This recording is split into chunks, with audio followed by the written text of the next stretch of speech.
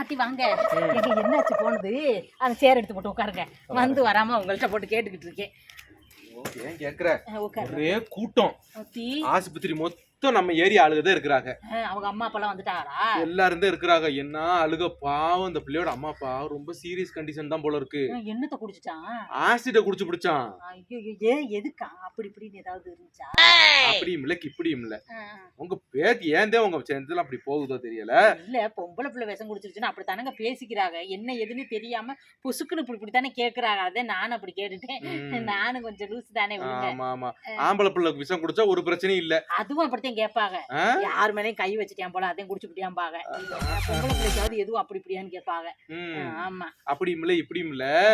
+2 result வருது இல்ல, அது பரீட்சை எழுதி முடிச்சுட்டு வந்ததோட பேப்பர் எல்லாம் சரி பார்த்துச்சான். பார்த்ததுல இருந்து நமக்கு மார்க் கம்மியா போயிரும், நம்ம ஃபெயிலா போயிருவோம்னு பயத்துல அப்பா அம்மா திட்டுவாங்கன்னு ஆசிட் எடுத்து குடிச்சு பிடிச்சு. ஆடா லூசு பயவுல எதுக்கு இப்படி குடிச்சுச்சுன்னா செத்து போயிருமே. சாகிறதுக்கா குடிச்சிச்சு? சாகிறதுக்கு தான் குடிப்பாங்க, அப்புறம் எதுக்கு குடிப்பாங்க? என்ன இப்படி செத்து போட்டா எப்படி எந்திரிச்சு படம் பார்க்க முடியும், நல்லா திங்க முடியும்? என்ன படம் பாக்குறது திங்கிறியா? அடி லூசு. இருந்தாலும் ஃபெயிலா போனா இந்த வருஷம் இல்ல அடுத்த வருஷம் எழுதிக்கிடலாம். செத்து போனாக்க உசுறு போச்சு இல்ல, திருப்பி வருமா? அதையே இந்த பிள்ளை காடுக்கு தெரிய மாட்டேங்குது. அந்த பிள்ளைகளுக்கு நம்ம பையன் நல்லா பரிச்சை எழுதிருப்பானா?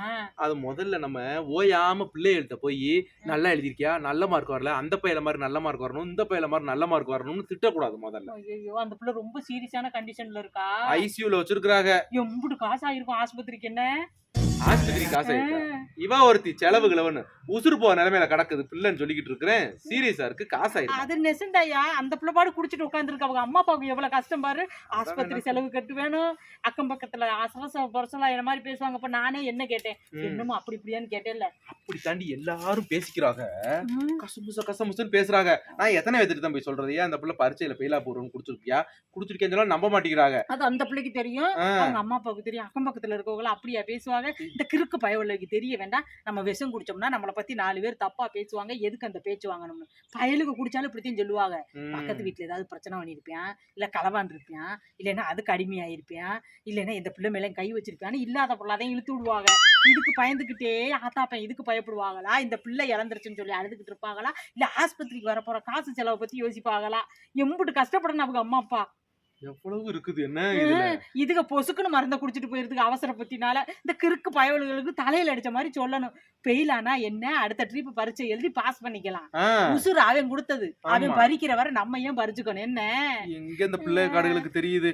அதுக்கு பிள்ளைகளை மட்டும் சொல்லக்கூடாது, பெத்தவங்களையும் சொல்லணும். என்ன பெத்தவங்களும் சும்மா பிள்ளைகளை போட்டு பிரஷர் படுத்தக்கூடாது. ஆத்தி நான் நம்ம நிதினை போட்டு பாடா படுத்தினேன், படிடான்னு. அவன் என் தொல்லை தாங்க மாட்டாம வீட்டுக்குள்ள போய் படிச்சான். படிச்சது பிரச்சனை இல்லமா, படிக்கட்டும். பிள்ளைல மார்க் நல்ல மார்க் வாங்கணும், அது செய்யணும். அந்த பிள்ளைல பாரு இந்த பிள்ளைல பாரு நம்ம கம்பேர் பண்ண கூடாதுமா. நான் இனிமேல அப்படி சொல்ல மாட்டேன். அதுக்காக பிள்ளைகளையும் நம்ம சும்மா சொல்லக்கூடாது. ஒரு மார்க் வருதுன்னா சரி மார்க் வரட்டும், ரிசல்ட் வருஷம் இந்த வருஷம் இல்ல அடுத்த வருஷம் பாஸ் ஆயிரும் சொல்லி அம்மா அப்பாட்ட சொல்லி கன்வின்ஸ் பண்ணி ஒரு தைரியத்தோட இருக்கிறதா. இப்படி ஆசிரியர் எடுத்து இங்க இருந்து அடிவயிறு குடல் வரைக்கும் வெந்து போச்சான். ஐயோ இனி அந்த புண்ணு ஆற எவ்வளவு கஷ்டப்படணும். இந்த பிள்ளை அவசரத்துல எடுத்து கொடுத்துருச்சே, அது ஆறுற வரைக்கும் எவ்வளவு வேதனைப்படணும், எவ்வளவு கஷ்டம். நீ ஆஸ்பத்திரி பிள்ளை எம்பிட்டு வரப்போதே தெரியலையே. இவன் எவ்வளோ வருத்தி ஆஸ்பத்திரி பிள்ளை பொழைக்குமா பொழைக்காதான் எல்லாரும் போட்டு அழுதுகிட்டு இருக்காங்க. ஆஸ்பத்திரி உங்க அப்பா என்ன சும்மா பாப்பாரு? அவர் ஊசி போட்டாலும் காசு வாங்கிட்டு தான் போடுவாரு. அதை யோசிக்க வேண்டாம். அந்த பிள்ளைங்க நம்ம அத்தால செத்து கஷ்டம் தான் கொடுப்போம் வீட்டுக்கு. அந்த மாதிரி ஆயிப்போச்சு. ஐயோ பாவம் அந்த பிள்ளை பொழைச்சுக்கிறோம்ல. ஒரு 70% சொல்லியிருக்கிறாங்க. ஐயோ பாவம் கடவுளே, பாவம் அந்த பிள்ளைய பொழைக்க வச்சிரு. நம்ம பிள்ளைக்கு மட்டும் இல்லத்தா, எல்லா பிள்ளைகளுக்கும் பொதுவா தான் நம்ம சொல்லணும். என்ன தெரியுமா, நம்ம ஏரியால இருக்க பிள்ளை எல்லாத்தையும் கூப்பிட்டு வச்சு ஒண்ணு சொல்லணும். ஏன்னா பாஸோ பெயிலோ அது இந்த வருஷம் இல்லாட்டி அடுத்த வருஷம் எழுதிக்குவோம்.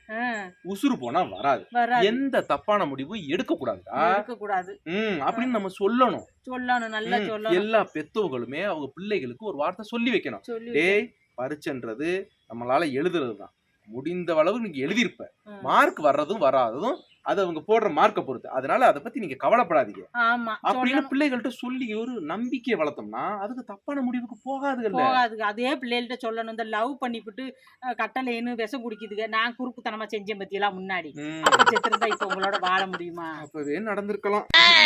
இல்ல அப்பவே இதா இருக்கலாம். அப்ப நான் செத்து போயிருந்தேன்னா இந்நேரம் நான் புதைச்ச இடம் புல்லு மண்டி இருக்கும். இந்த லைஃப் வாழ முடியாது. பாத்தீங்களா, இப்படி ஒரு நல்ல லைஃப் இருக்குது.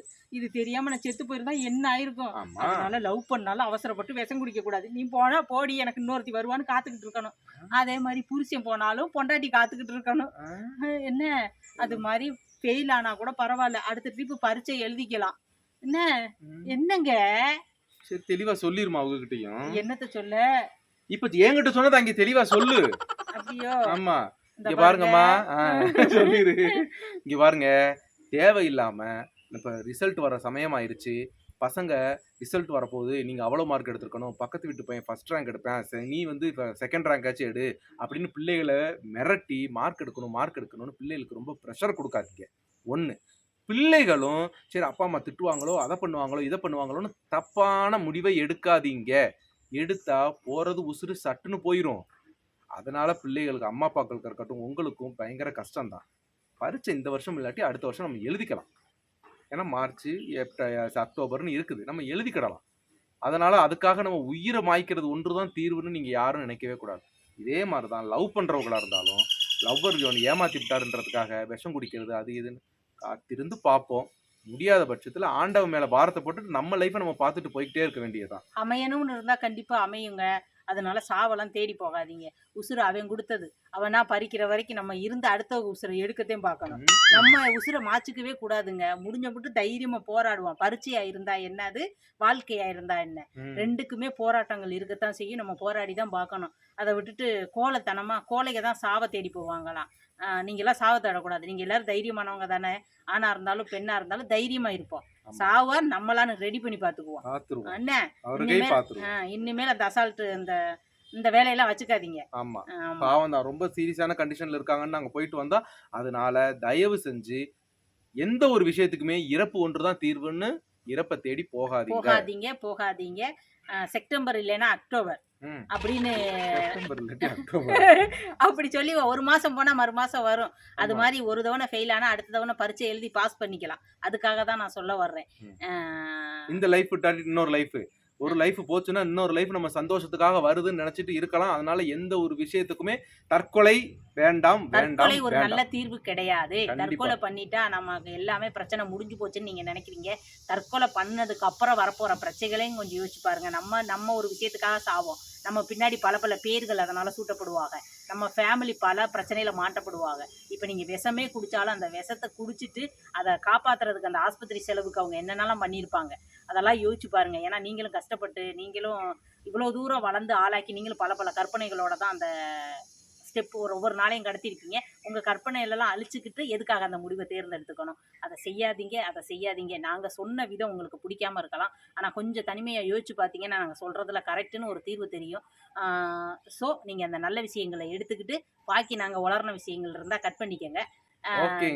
பாருங்க, பார்த்து பத்திரமா இருங்க. பாய்ங்க. இந்த பாருங்க, நீங்க வாடு இப்படி வீடியோ போட்டு விட்டீங்களே, நீயே லவ்வுக்கு மருந்த குடிச்சவ தானேன்னு சொல்லி 4 பேர் என்னை கிண்டல் பண்ண மாட்டானா? சரி விடு, ஒரு நேரம் கிண்டல் பண்ணாலும் ஒரு நேரம் உன்னை அக்கான்னு ஆதரிக்க தானே ஆதரிக்கிறாங்க. இருந்தாலும் என்னமோ கழிவு ஊத்த போறாளோன்னு பயமா இருக்கு. சரி விடு, அது கழிவு ஊத்துறதும் நம்ம தொடச்சுக்கிறதும் என்ன புதுசா? அதானே, நம்ம என்னைக்கு இந்த சேனலுக்கு வந்தோமோ அன்னையில இருந்து வெக்கமான எல்லாத்தையும் உதுத்தாச்சு. நம்மன்னு என்னையும் சேர்த்து சொல்ற, நீ ஒன்னே வேணா சொல்லிக்க, நானும் வெக்கமானத்தோட தான் இருக்கிறேன். ஆமா, நான் வக்கீல் நோட்டீஸ் விட்ட போய் பார்த்தேன் அதை.